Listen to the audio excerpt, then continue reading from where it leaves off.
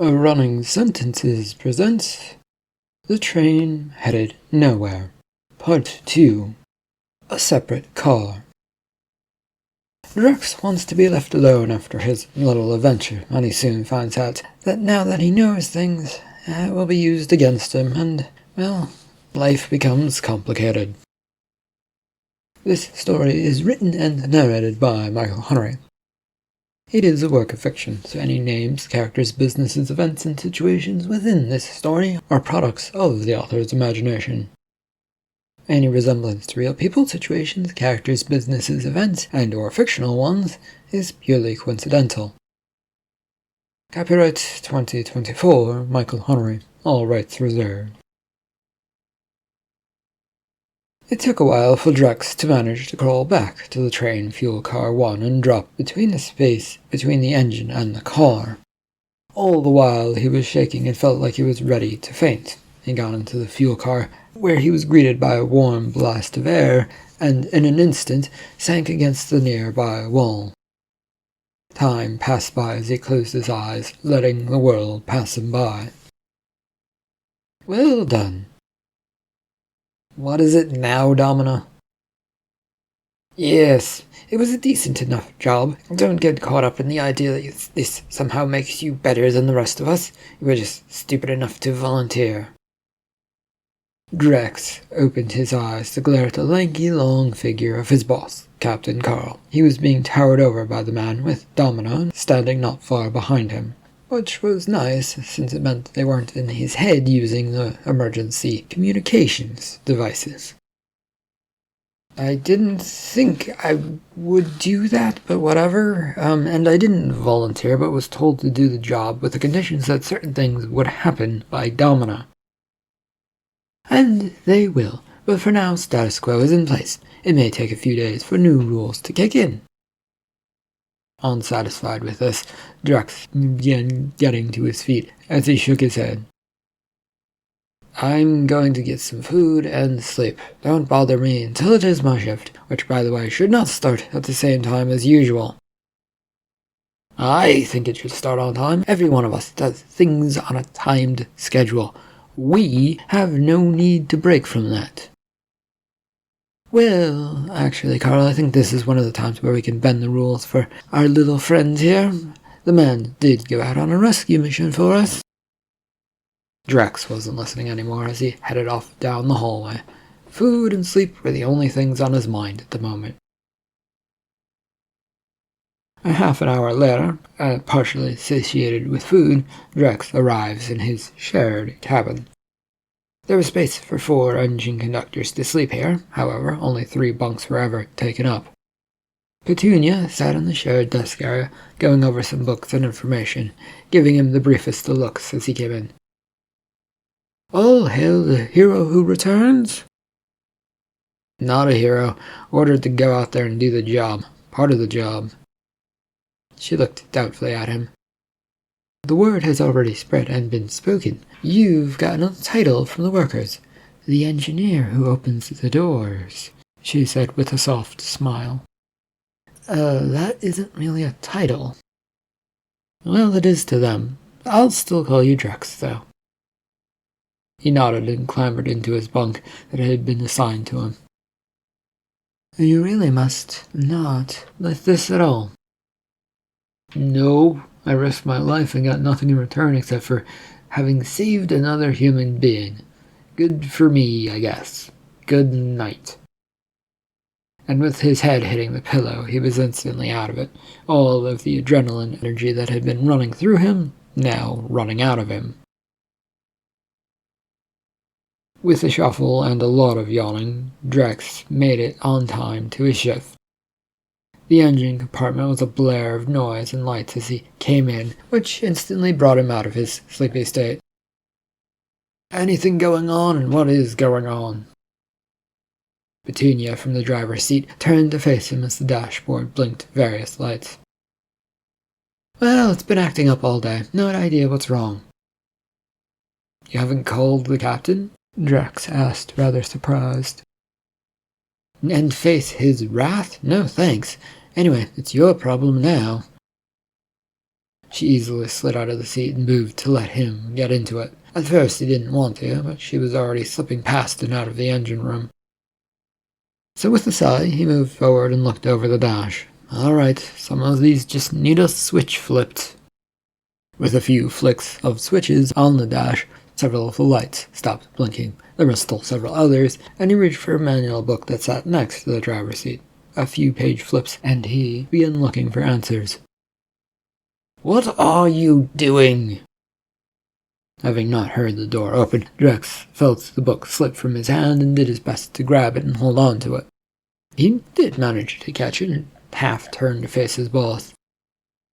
Looking up what some of these lights are doing and why they're on, I just got on my shift a moment ago. Did you know?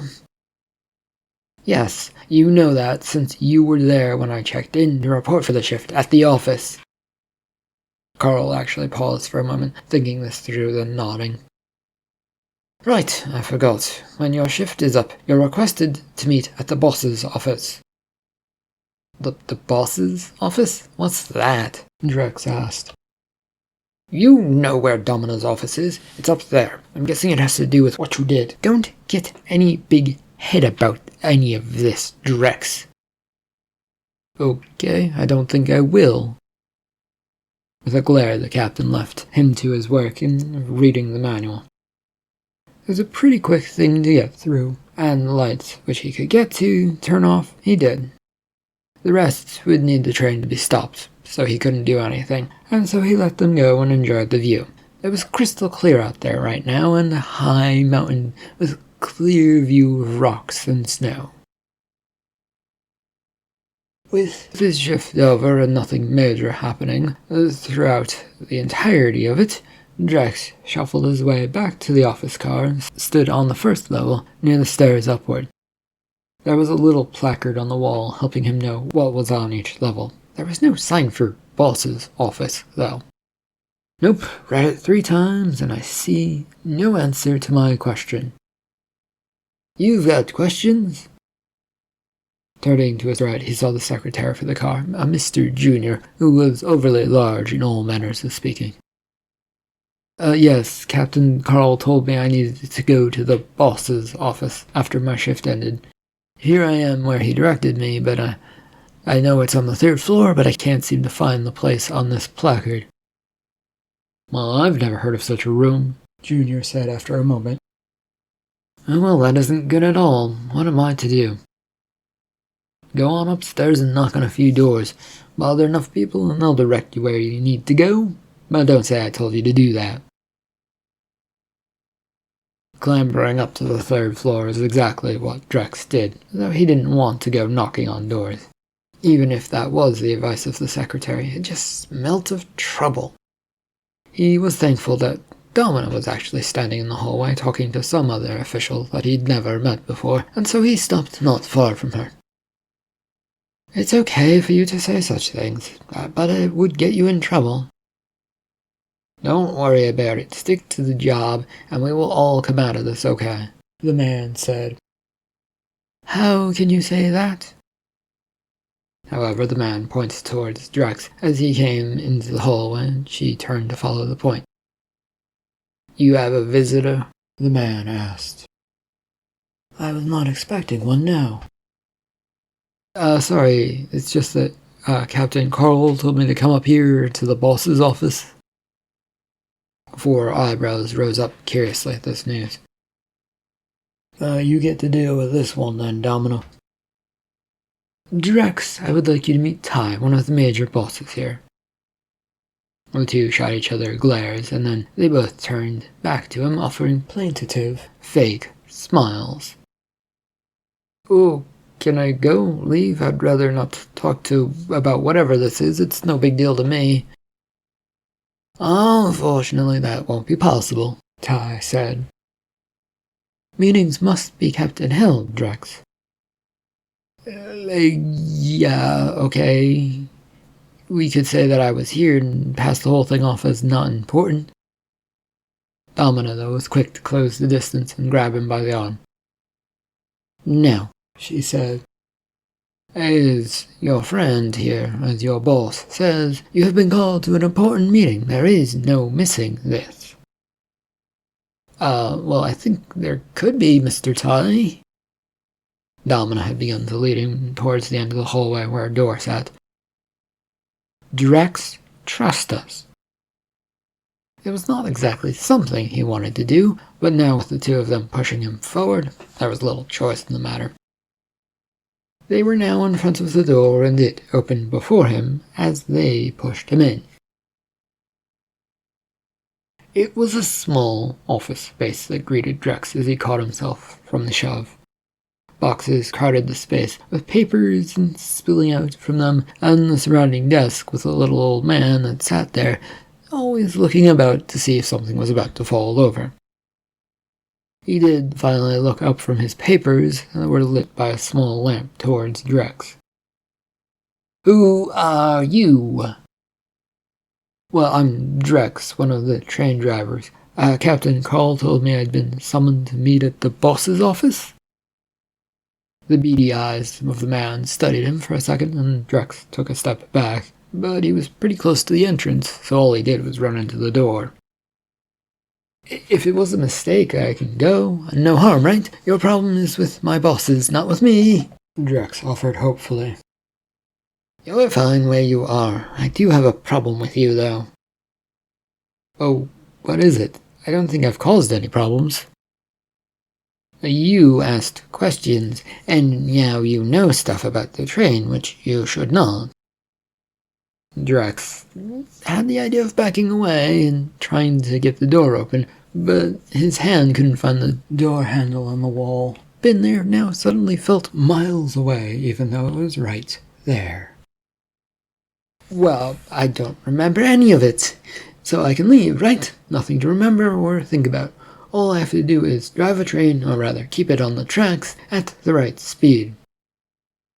I'm willing to do that.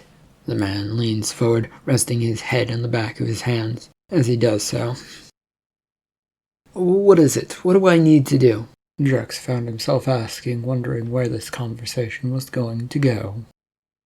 Oh, it's a simple job. I need you to find someone on the train and then bring them to me, his boss ordered. What? I drive a train. I don't go finding people. And you still do that for a moment unless you turn down this offer. Well, why me and, why can't I turn down this offer?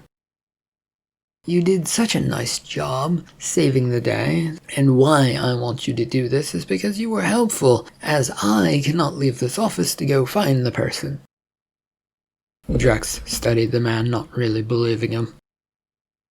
Well, why not one of the other bosses? Drex tried to defer.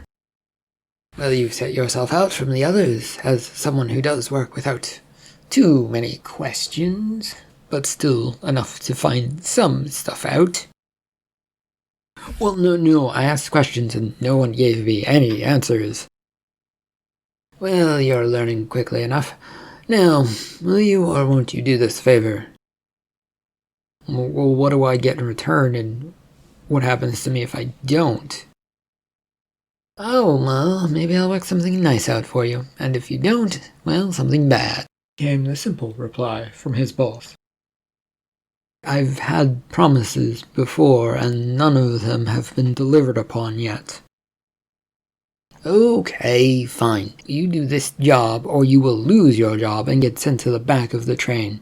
You know what it's back there, right? And by the way, you'd have to walk on top of the cars to get there. Realizing he really doesn't have much of a choice, Drex shakes his head.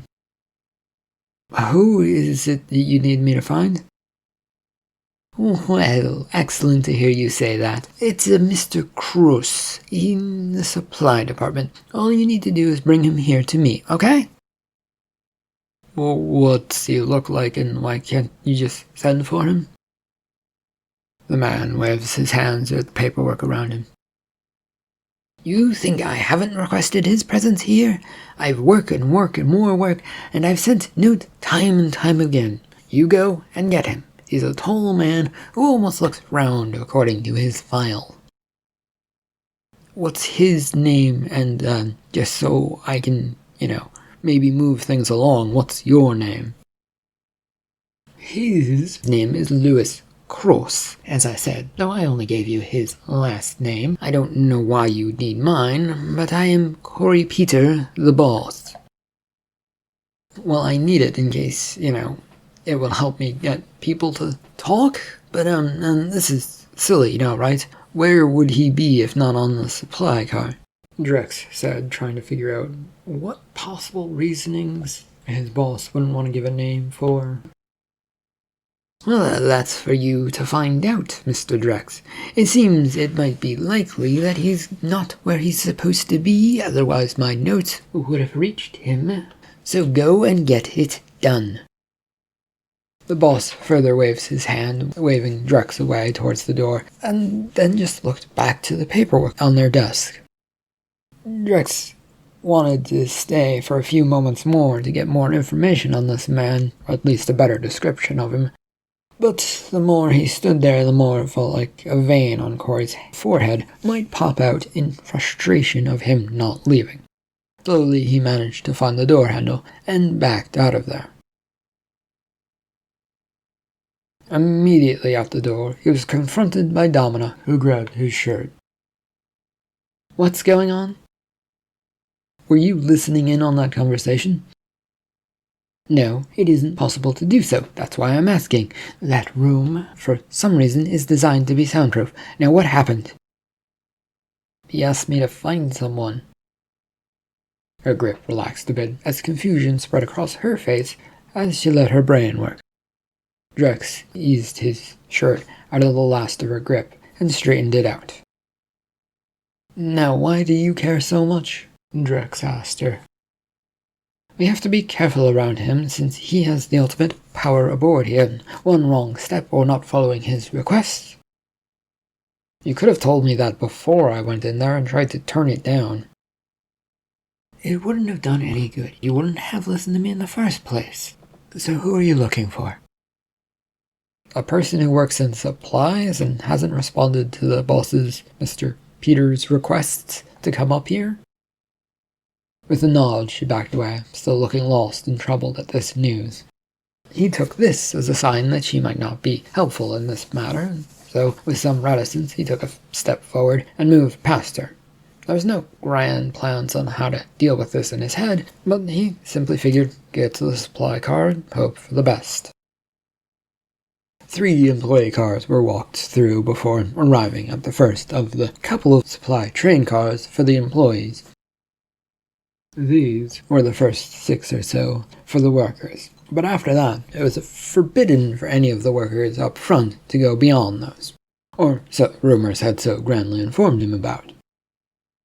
Drex entered the first of the supply cars, a place he'd been once or twice, and was confronted by the usual sight, a blocked-off wall with a desk and a window and a worker behind those.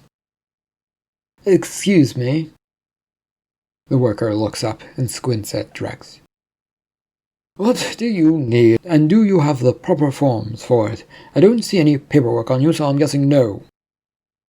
I'm not after supplies, but I was sent to find one of your workers. The squint on the figure intensified, with their posture shifting from sitting to fully upright, with a stiff back. This allowed Drex to read the name tag on their shirt, some weird name. It read Hori, which didn't sound familiar to him. Who are you? This Hori said. I'm Drex, one of the drivers on the train, and before you say I don't have any right to be searching for any person, it's now apparently my job. It's orders from high up. If I accepted that fact as true, why would you be looking for them, and who is it? Hori requested. Drex gave a short, quick rundown, mentioning the boss and Lewis Cross, neither of which drew a reaction he was hoping for.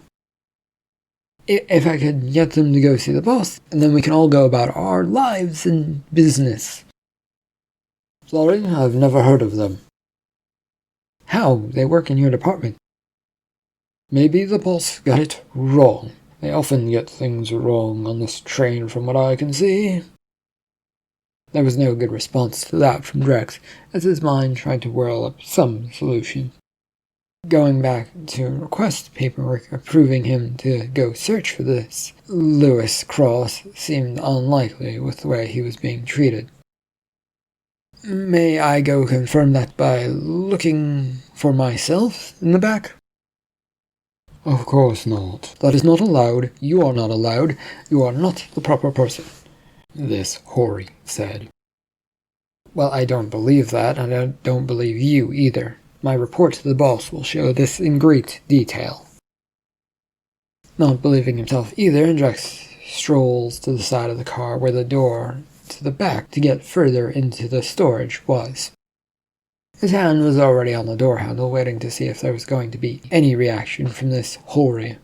"You cannot do that." Drex twists the handle and pushes at the door, which didn't budge, so he pulled on it. This time it thankfully did open, and so he marched in.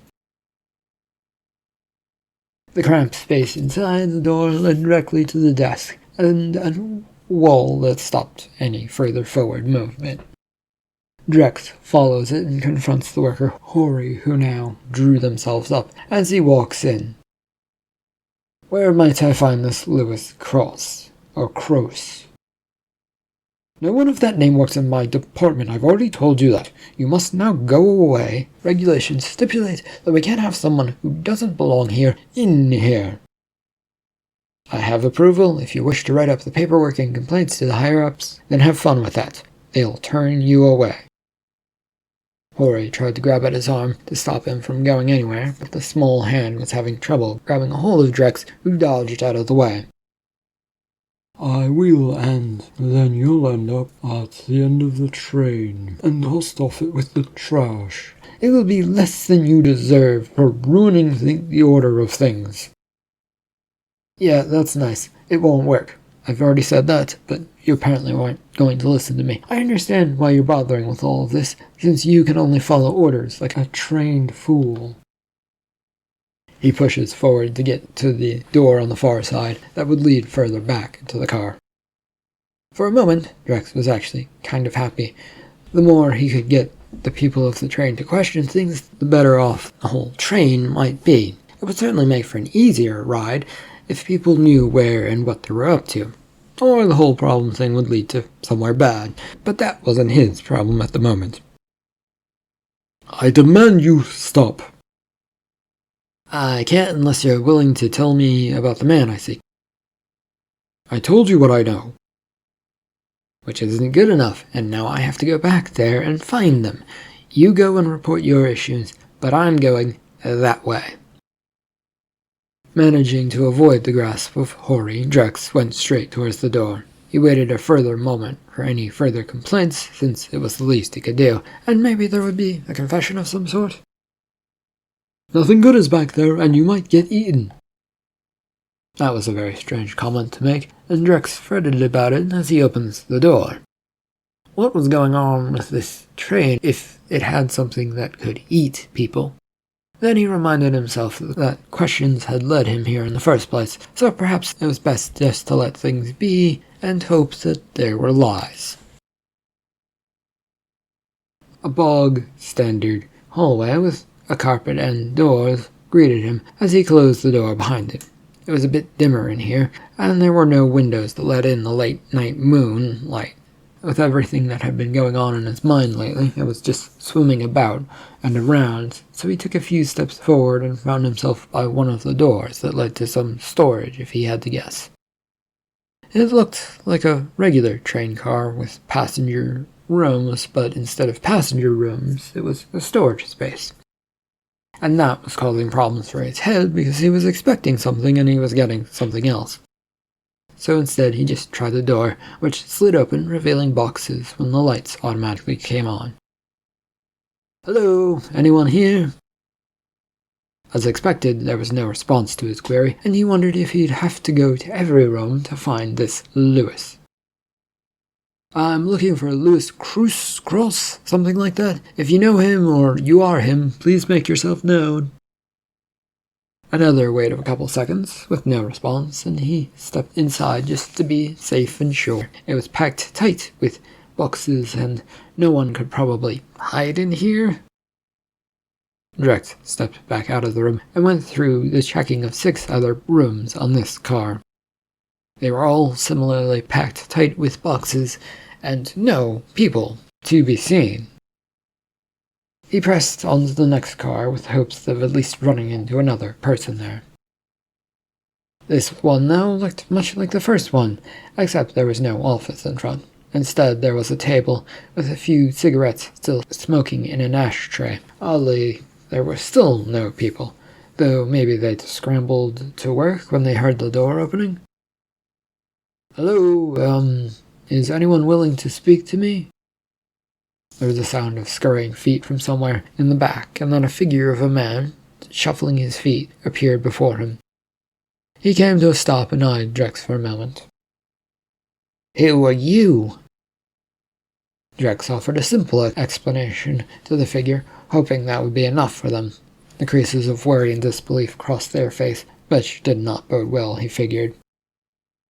"I'm looking for someone, and if you want to complain about that, and that I don't belong here, then you can get in line with whoever mans the front desk. I don't care much about you being here, but I don't think there is anyone here by that name." "That's what the other one said, Mr. Horry, but I have to check further, so if you could point me towards where this hidden figure might be." "Well, they're not here, so they won't be anywhere around here." "Well, I don't have a choice but to search this place up and down until I find them. If you're really not going to offer any help, then I have to keep going, and please get out of the way." The man made a go-ahead gesture with a flail of his arms and then crossed them with dissatisfaction. "I don't care one iota, but you're putting yourself in danger by going further." Okay, but can you explain to me how? Also, the clerk up front mentioned getting eaten." "I don't know about eaten, but the boxes and bottles all around here are dangerous things to be around on a moving train. I won't be responsible should anything fall on you," this man said. "Oh, that's fine. Are there more workers around here? I noticed there were several cigarettes sitting on the nearby ashtray." "They're around doing work. Don't bother them, and get through with your work and go away." Knowing enough to give space, Drex moved onto the hallway and leading towards the back of the car. It had a line of doors, just like the first one. "Thank you for your help. The boss will hear about it." He moved to the first door, pushing it open to see what it offered. There wasn't even a room for him to step inside, as bottles filled the chamber from front to back. The glass that they were made of was clear, allowing him to see as deep as the storage area light contained, and seeing nothing but bottles, he moved to the second door to open. "If anyone is in here..." He found himself staring at 2 workers who had a box in their hand in an actually mostly empty room. For a moment, they stared at one another. "I'm going to guess that neither of you is Mr. Cruz or Cross." They shook their heads no. "Who are you?" "A person sent to search for that name I mentioned by our high bosses. Any failure to help me might get you sent to the back of the train, so I repeat my question without actually repeating it," Drex said with the hope that his threats would get through. The 2 again shook their heads no, only a little more firmly this time, and Drex sighed as a result, and looked over the slim figures which did not match the description he had been given. "We have no idea what you're talking about," one of them said to Drex. "If you're lying, you're headed to the back of the train." This lie, he now repeated several times, was wearing thin on him. He didn't think it sounded like he was all that sold on it happening, which was frustrating and disappointing, but it was the only thing he had at the moment to keep things going. "Really?" came the comment from the other, unsure of Drex's words. Yes, the big boss wants Lewis, so he's going to get him one way or another, and if that means sending workers away..." Seems like he's willing to do that, Drex said. The two looked to one another, giving him the briefest of hopes that he'd finally broken through to someone, though maybe not, as their looks to one another extended for a few seconds beyond. "What do we get if we know something?" the first one asked. He reached into his pockets and began searching for anything. The search only turned up a few old dollars and coins that were rarely useful anymore, though there were some collectors out there. "I'll give you these, which can be turned in for, credits on the train, and the boss will likely give you a better reward. I can't say what it will be yet, but the boss will certainly look highly upon you. In the passenger cars, there is a supply office for the passengers. They might be able to help you, since they sometimes take supplies from us." "Is that true?" Yes, they know things," the other one said. With no choice, he nods and asks their names, getting Pant and Blossom. He noted this in his memory as he closed the door. The feeling of actually having accomplished something was great, but also fills him with dread. What was he really accomplishing, and was it bad or good, or what was it? Moving quickly now, Drex went through the supply car after supply car until he was at the fifth one.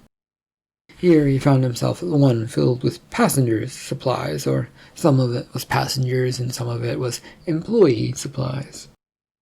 Everything looked much more upscale and nice here, though why it had to be this way he wasn't certain.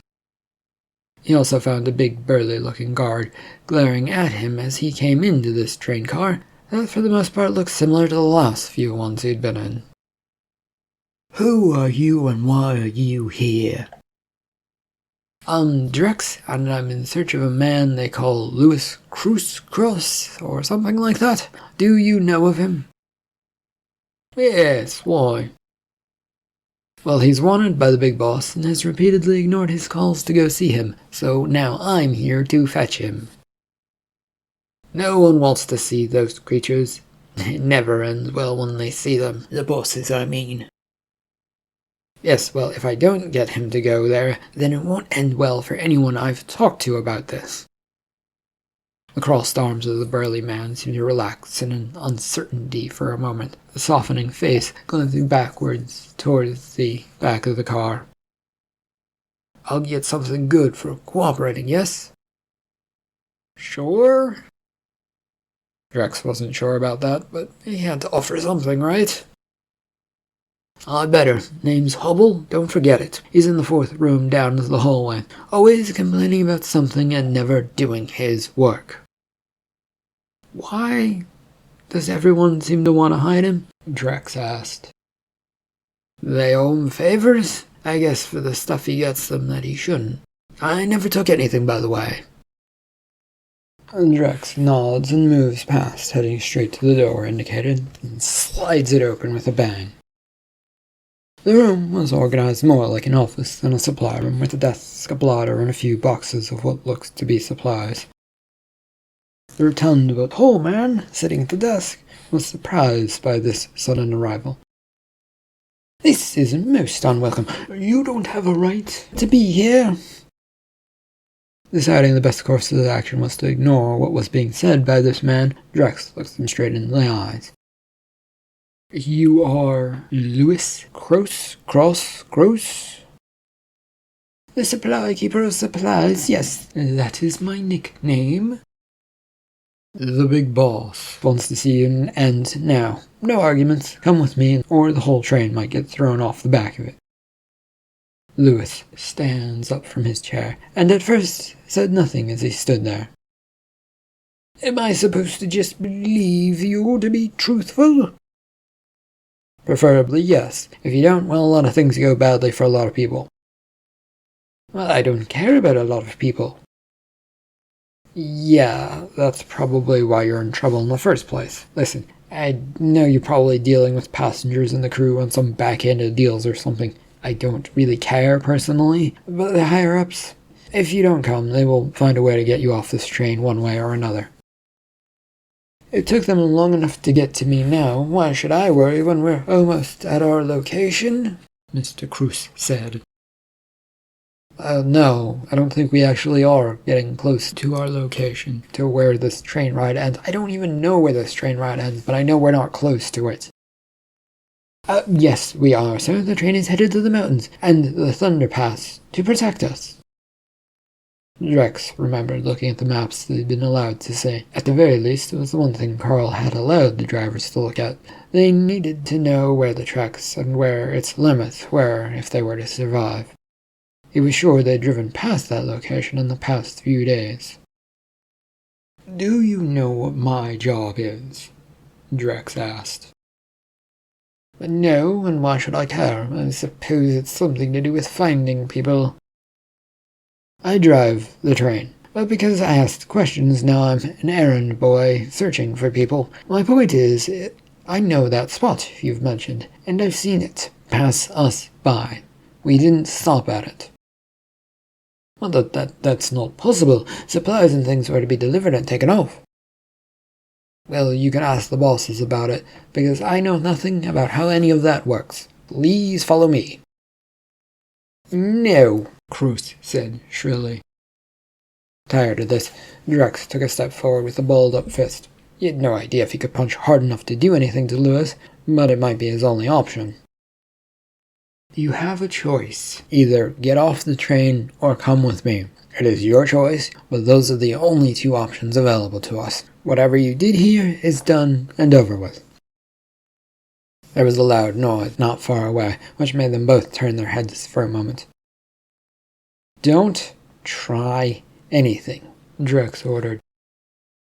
But as he said this, he could clearly see that Lewis was reaching for something on his desk. Reacting as fast as he could to keep himself out of danger, Drex threw his fist towards the man's face, as the room was suddenly plunged into darkness. End of part 2 of The Train Headed Nowhere. Thank you for listening.